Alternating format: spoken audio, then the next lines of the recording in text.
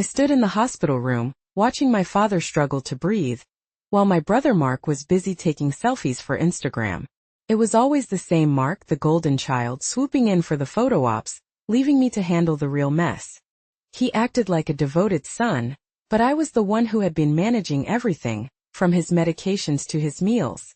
I felt my stomach twist as I realized this was just another opportunity for him to showcase his devotion. With our father's health deteriorating, I knew I had to take charge of the situation once and for all. The thought of Mark's upcoming visit loomed over me like a dark cloud. I could picture him strutting into the room, fake concern plastered on his face, ready to take a picture that would get him more likes than any of the real work I was doing. I had been doing this alone for too long, coordinating the doctor's appointments and making sure Dad was eating right. And there he was, posting his little family moments online, completely oblivious to the chaos in the background. I glanced over at my father, his frail body fighting for every breath. It was heartbreaking to see him like this, and I felt anger bubbling up inside me. I wanted to scream at Mark to stop pretending and step up for once. I knew I had to set a deadline to address this chaos before it spiraled out of control. I couldn't keep letting Mark's selfishness dictate our family dynamics. It was time for me to take a stand. No more playing the role of the invisible caretaker. I was ready to confront the situation head-on. I took a deep breath, steeling myself for what was to come. This was my chance to turn the tide, to take control of our father's care and show Mark that I would no longer be pushed aside. I could feel a fire igniting in my chest. This was it. The time for change had arrived. Mark had always been the favorite, the one who could do no wrong in our father's eyes.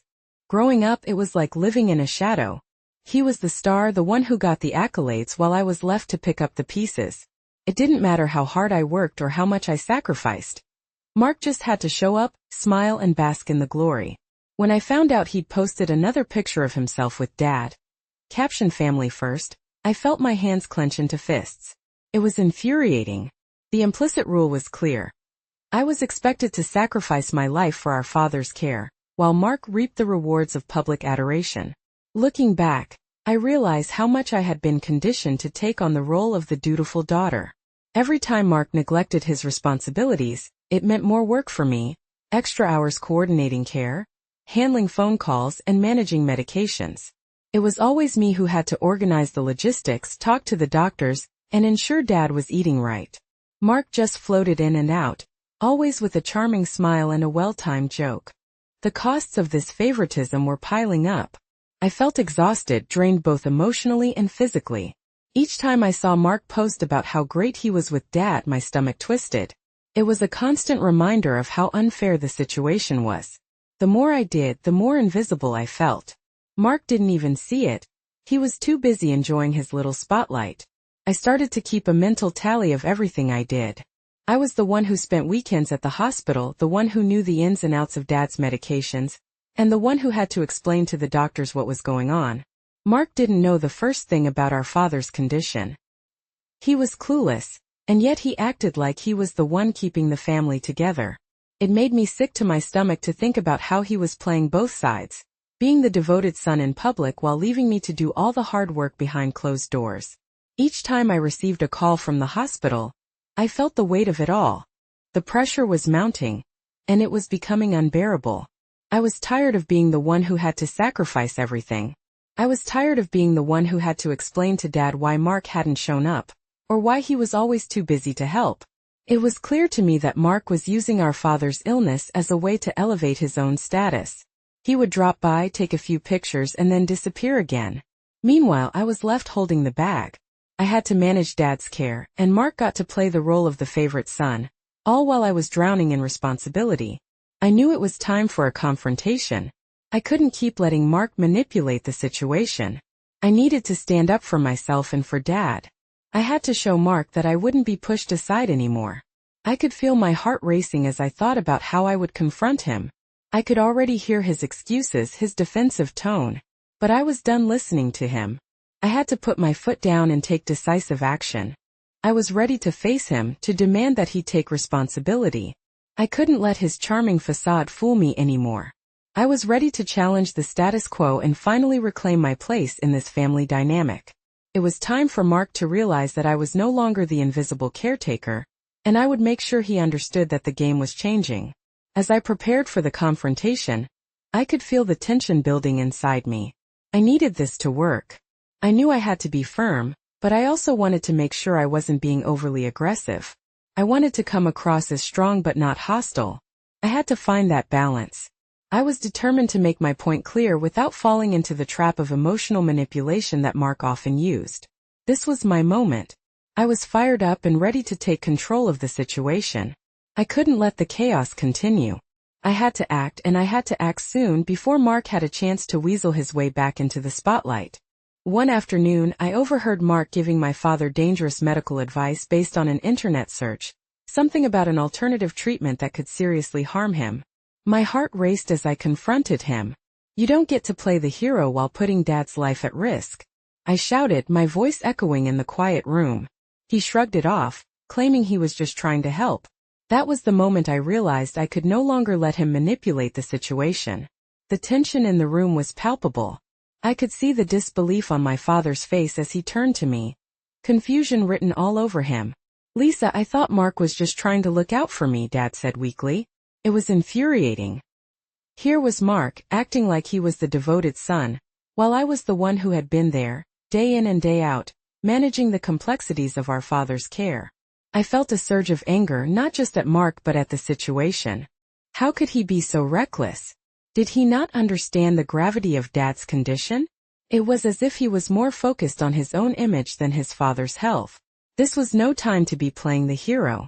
I took a deep breath, trying to calm the storm inside me as I prepared to fight back. "Mark, you can't just toss around advice like that. You have no idea what you're talking about," I pressed, feeling my voice rising. "Dad needs proper medical care, not some random treatment you read online. This isn't a joke." Mark rolled his eyes, dismissing my concerns. "You're being dramatic, Lisa. I'm just trying to help. You've always been so controlling. Let me be involved for once." His words felt like a slap in the face.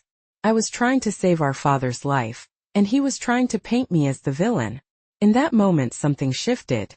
I realized that I could no longer let Mark's manipulations dictate my actions or my emotions. I was tired of being the one who had to pick up the pieces. I was done being the invisible caretaker. I felt a fire igniting in my chest, fueling my determination to take charge. As I looked at my father lying there frail and vulnerable, I knew I had to protect him from Mark's recklessness. I couldn't let my brother's need for attention and validation put Dad's life in danger. I had to stand my ground. This was my chance to put my foot down and take decisive action. "Mark, this ends now. I won't allow you to jeopardize Dad's health for your own ego. If you can't be responsible, then I will take full control of his care. You need to step back and let me handle this properly." I felt empowered as I spoke, my voice steady and unwavering. The look on Mark's face was a mix of shock and anger. He opened his mouth to respond, but I cut him off. "I mean it, Mark. No more playing the hero. If you want to be a part of this family, then you need to step up and actually help. Otherwise, I'll hire a professional caregiver, and you won't be involved at all." I could see the gears turning in his head, the anger brewing beneath the surface. I could feel the pressure building, and I knew he would test my limits. But I was ready for the fight. I had had enough of his games and manipulation. This time I was going to stand up for myself and for Dad. As I left the room, I could hear Mark mumbling to himself, clearly furious with me. But I didn't care. I felt a sense of relief wash over me, knowing that I had finally taken a stand.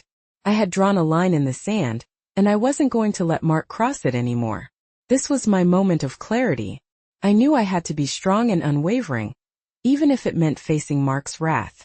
I felt empowered, ready to confront whatever chaos he would throw my way. I was no longer going to be the one who carried the burden alone. It was time for Mark to realize that I was not going to be pushed aside anymore. I called a family meeting, determined to establish clear boundaries.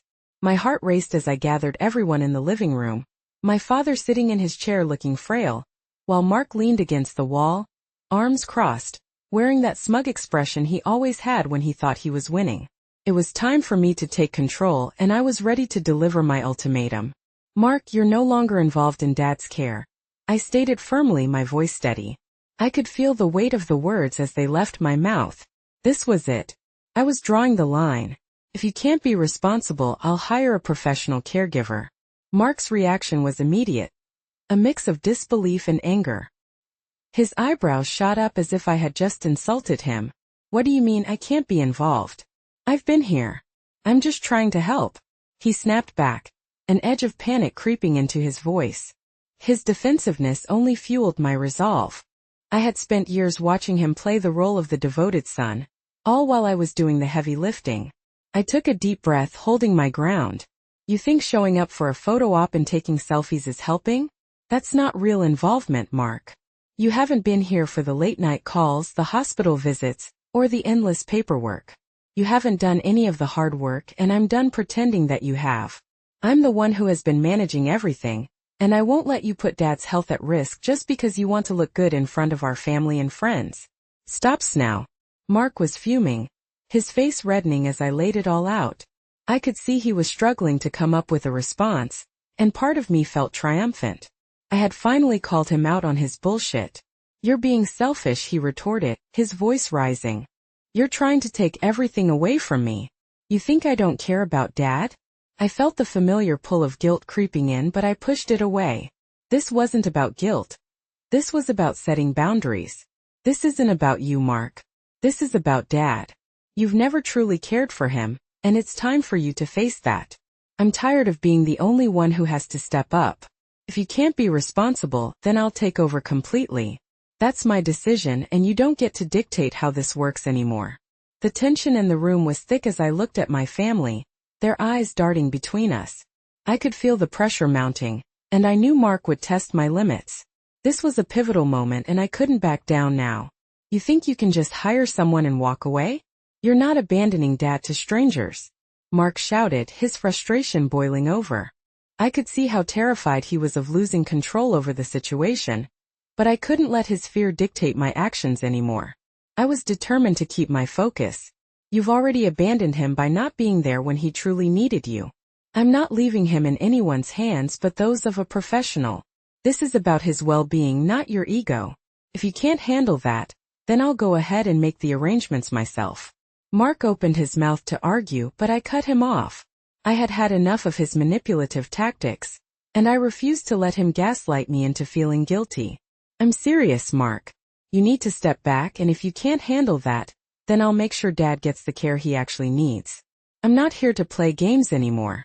This is about Dad's health, and I won't let you jeopardize it for your benefit. I'm done being the invisible caretaker. The silence that followed was deafening, and I could feel the weight of the moment. I had finally stood up for myself and my father. I felt a mixture of relief and empowerment rushing over me. I had drawn a line in the sand, and I was no longer afraid to enforce it. Mark glared at me, his anger palpable, but I didn't flinch. I was ready for the fight that was about to come. I knew I had to be strong, not just for my father but for myself. I felt like I was finally taking back control of my life, and I wouldn't let Mark's fury shake me. I walked away from the meeting with a renewed sense of purpose. I could feel the power surge within me, and for the first time in a long while, I felt like I was finally on the right path. I was ready to face whatever chaos Mark would throw my way, and I wouldn't let him push me around any longer. As the medical crisis deepened, Mark ramped up his attempts to manipulate me. He called me selfish, claiming I was abandoning our father. You can't just leave him to strangers, he yelled, his voice rising, filled with a mix of anger and desperation. I could feel the weight of his words, the guilt creeping in, but I had to remind myself it was his selfishness that had brought us to this point.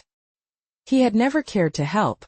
He only wanted to maintain his image as the devoted son while I did all the hard work. Every time he threw that accusation at me, it felt like a dagger. I knew he was trying to play the emotional card to make me feel like I was the bad guy for wanting to hire a professional caregiver. But I was done with the guilt. I had spent years being the one to step up while he played the part of the loving son, and I wasn't going to let him manipulate me anymore. I could see the panic in his eyes as he realized that I was serious about taking control of our father's care. He was terrified of losing his grip on the situation, and I needed to stay strong. I had to remind myself that this was not just about me anymore. It was about Dad's well-being. I couldn't let Mark's fear dictate my actions. I had to focus on what was best for our father. Each day the pressure mounted. The hospital called more often, and I felt the weight of the responsibility pressing down on me. I was exhausted juggling my job and managing Dad's care, but I was determined not to let Mark's guilt-tripping sway me. I was tired of being the one who had to pick up the pieces. I was done being the invisible caretaker. The more I stood my ground, the more aggressive Mark became. He would barrage me with messages, reminding me of all the times he had been there for Dad. But those moments were fleeting, just enough to keep the facade alive. I couldn't let him gaslight me into believing that his charm and occasional visits made him the better child. I was the one who had been doing the heavy lifting all along. You don't understand what it's like to be there every single day. I shouted back one evening after a particularly hard day managing everything on my own. You think posting a picture on Instagram and making a few visits gives you a free pass to dictate how Dad should be cared for? He shot back with defiance, his voice dripping with sarcasm. Oh, I'm sorry, Lisa. I didn't realize you had a monopoly on being a good daughter. It was infuriating, and I could feel the steam rising inside me. How dare he belittle my efforts? How dare he turn this into a competition? In that moment I realized I couldn't let him control the narrative anymore. I had to be the one to take charge, to protect my father from his reckless behavior, and from the toxic environment Mark created. I had to make sure that Dad received the proper care he deserved, free from the influence of someone who prioritized their image over their family. Every confrontation felt like a battle, but I was determined to win the war. I knew I had to stand my ground, even when Mark tried to make me feel guilty for wanting to hire a professional caregiver. I had to remind myself that I was doing this for Dad, not for Mark. All of Mark's outbursts and accusations were just smoke and mirrors, hiding his own insecurities and selfishness. As I prepared myself mentally for the next round of our family meeting, I felt a sense of calm wash over me. I was ready to face him head-on and assert myself as the primary caregiver. I wouldn't let his attempts at blackmail or emotional manipulation sway me anymore. I was stronger than that, and I had to keep reminding myself that. Despite my resolve, I could feel the weight of the situation pressing down on me. I was terrified of what would happen next, of how Mark would react when faced with the reality of his negligence. But I couldn't let fear dictate my actions anymore. I had to focus on my father's health and well-being, and that meant keeping Mark at arm's length. I was determined to show Mark that I wouldn't be pushed around any longer. I had to make it clear that I was not going to allow him to use guilt as a weapon against me. I would rise above it, and I would protect Dad from the chaos that Mark brought into our lives. This was my chance to reclaim my position in this family dynamic, and I wasn't going to let anyone take that away from me. The day of the family gathering arrived, and I could feel the tension in the air. Mark had orchestrated everything to appear as the devoted son, and I was prepared for his latest play. I walked into the living room, where family members were gathered, and the atmosphere was thick with unspoken judgments. Mark was already there, leaning casually against the wall, his phone in hand, waiting for the perfect moment to strike. As I took my seat, I noticed the way he smiled at everyone, that charming facade he wore like armor. I could feel my heart racing as I prepared myself for what was sure to be another round of manipulation. I knew he would try to make himself look good, while I would be the one left holding the bag. I took a deep breath, reminding myself of the boundaries I had established. I was not going to let him derail me this time. The conversation shifted to Dad's health, and Mark eagerly jumped in, his voice dripping with phony concern. I just want to make sure Dad gets the best care possible, he said, casting a glance in my direction as if to emphasize his point. It was all a show and I could see right through it. I was tired of playing along with his charade. When Mark started to discuss the medication schedule, I could feel my blood boil. He mentioned a dosage he had gotten wrong the last time he visited, and I knew I had to take a stand. Actually, Mark, you missed a critical dose last week. I had to step in and make sure Dad received it on time. Maybe you should pay more attention before you speak, I stated, my voice firm but calm.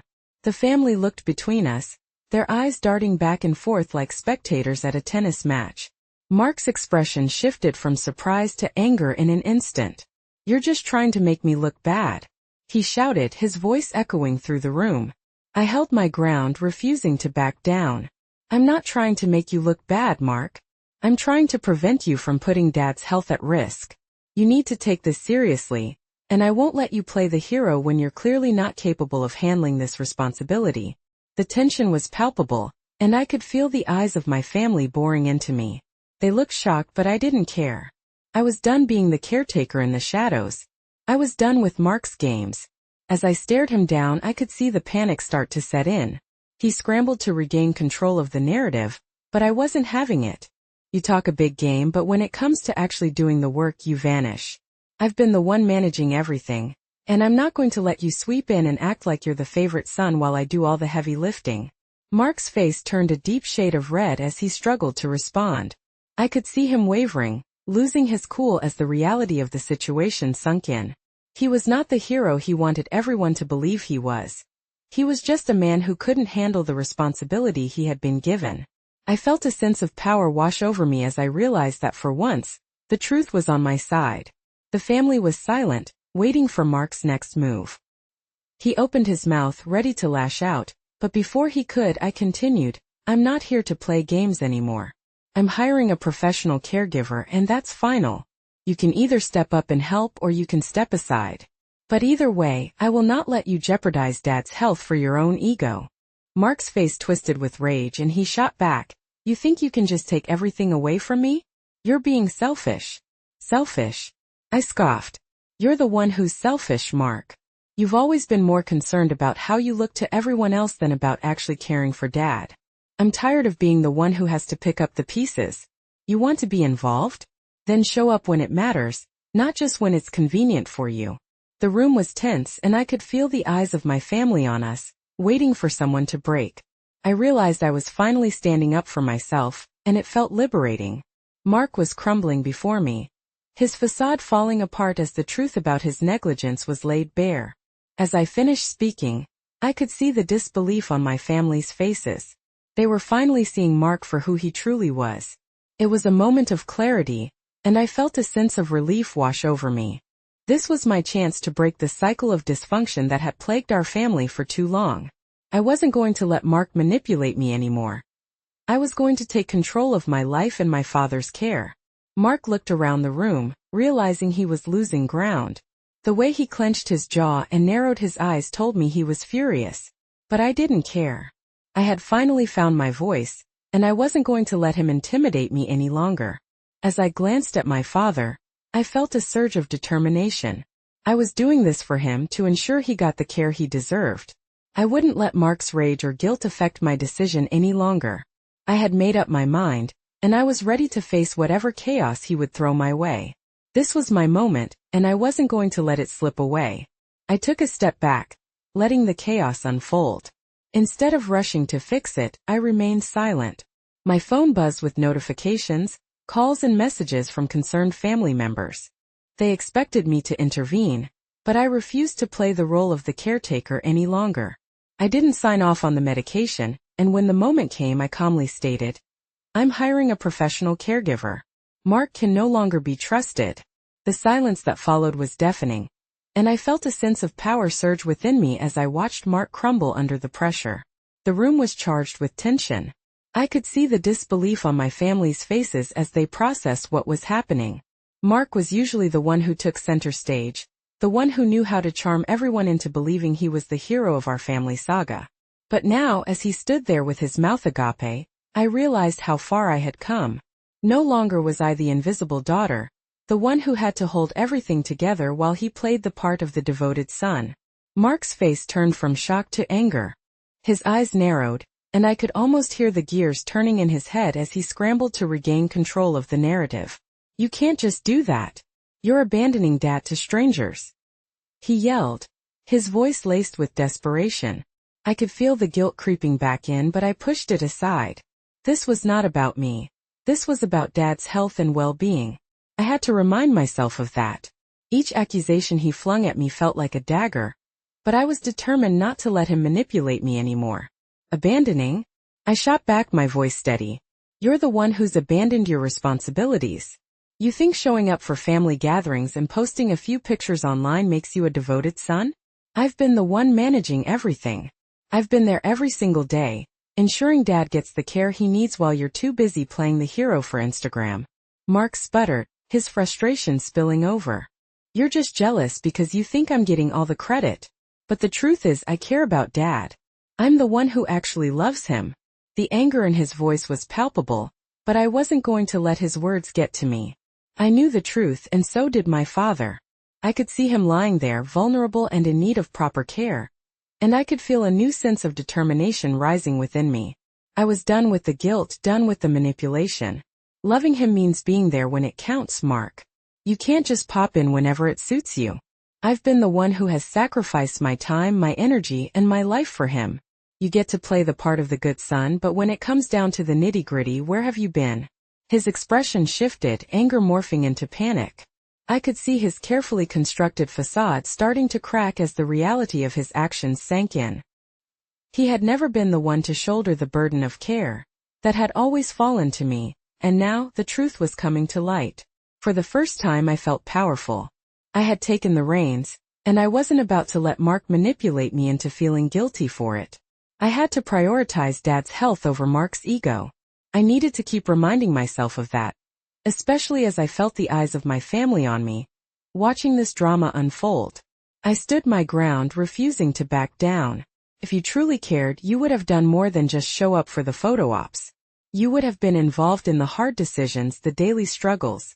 But you haven't, and I can't let you jeopardize Dad's health anymore.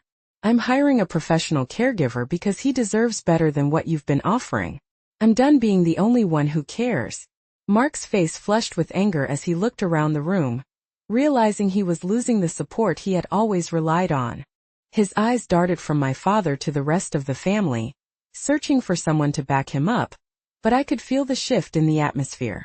They were starting to see him for who he really was. The charming son had become the reckless sibling, and I felt a rush of vindication. You think you can just take everything away from me? Mark spat, bitterness dripping from every word. You're being selfish, Lisa.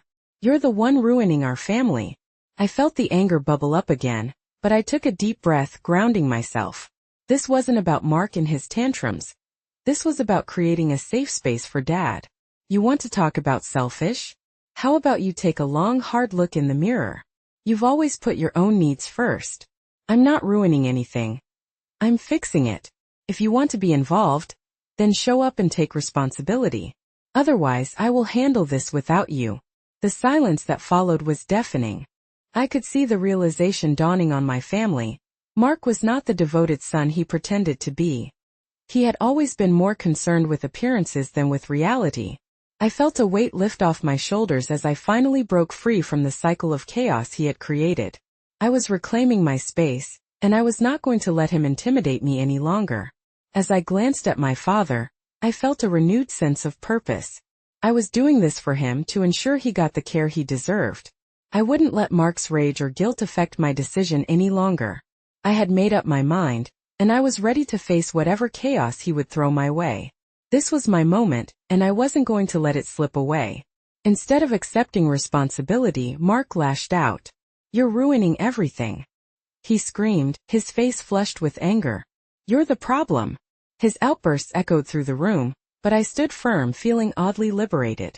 It was almost surreal, watching the mask he wore for so long begin to crack. I had spent years trying to please him, trying to earn a shred of respect or love, but now I was done. I felt a sense of validation wash over me as I realized that, for the first time, I was no longer afraid of his anger. As the family looked on, I could see the disbelief in their eyes. They were finally witnessing the truth behind his charming exterior. Mark had always been the one to play the hero, the one who could do no wrong in their eyes. But now he was standing there exposed and angry, and I felt a thrill of empowerment. You're delusional, he shouted, his voice rising higher with each word. Everyone thinks I'm the better son. You're just jealous because I'm the favorite. I rolled my eyes. Favorite? You mean the one who shows up when it's convenient? The one who can't even take care of his own father? If you were really the favorite, you'd be here doing the work, not just posting selfies and pretending to care. I could feel my heart racing as the words left my mouth. I was tired of holding everything in, tired of letting Mark dictate the terms of our relationship. I was tired of being the one who had to clean up his messes while he basked in the glory of being the golden child. Mark's face twisted in rage, and I could see that the family was starting to take notice. They were beginning to see the truth of what I had been saying. I took a deep breath, steadying myself as I prepared to deliver the final blow. You think you can just bully me into submission? That I'll back down because you throw a tantrum? I'm not that scared little girl anymore, Mark.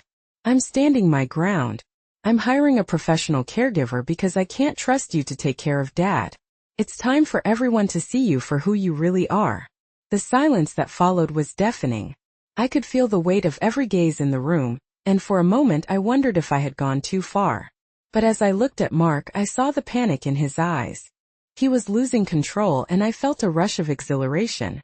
Mark glanced around the room, searching for support, but all he found were confused faces. Even Dad, lying there weak and vulnerable, seemed to sense the shift in the atmosphere. I could see his eyes darting between us, trying to understand the tension that had suddenly filled the room. You're doing this to make me look bad, Mark shouted, his voice cracking. It was a pathetic attempt to regain the upper hand, but it only made him look weaker. No, Mark, I'm doing this to protect Dad. You've had your chance and you blew it. I'm not going to let your ego put his health at risk any longer. This is about him, not you. I could feel a wave of relief wash over me as the truth hung in the air. I had finally found my voice, and it felt powerful. The family was witnessing the real Mark, the one who had always hidden behind a facade of charm and charisma. They were seeing the manipulator for what he truly was. As I continued to stare him down, I could see the fight leaving his eyes. He was losing ground, and I could feel the momentum shifting in my favor. I was no longer the one on the defensive. I was taking charge of the situation, and it felt incredible. Mark's anger turned to desperation as he started to plead. You don't have to do this, Lisa. We can work together. We can figure it out. Figure what out? How to undermine my decisions. How to ignore Dad's needs. No, Mark, it's too late for that. I'm done trying to make things work between us. I can't keep pretending like we're on the same page when you clearly don't care. I've been doing this alone for too long, and I'm not going to let you drag me back into the chaos you create. The family was silent, seemingly processing what was unfolding. I could see some of them shifting uncomfortably, realizing that the golden child was anything but. Mark was unraveling, and I felt a sense of liberation wash over me. I had finally broken free from his grip, and the thought of it sent a shiver of excitement through me. I was reclaiming my life, my father's care, and it felt like I was shedding layers of guilt and obligation that had weighed me down for so long. As I stood there feeling empowered, I could see the disbelief on Mark's face. He was scrambling, searching for a way to regain control, but I wasn't going to let him. I had set my boundaries, and I was ready to defend them. In that moment I realized I had not only taken a stand for myself, but for anyone else who had been silenced by toxic family dynamics. I was tired of being the invisible woman in our family, tired of hiding in the shadows while Mark took center stage. I turned my attention back to my father, feeling a sense of clarity wash over me. I was doing this for him, and I wouldn't let Mark's rage distract me from that.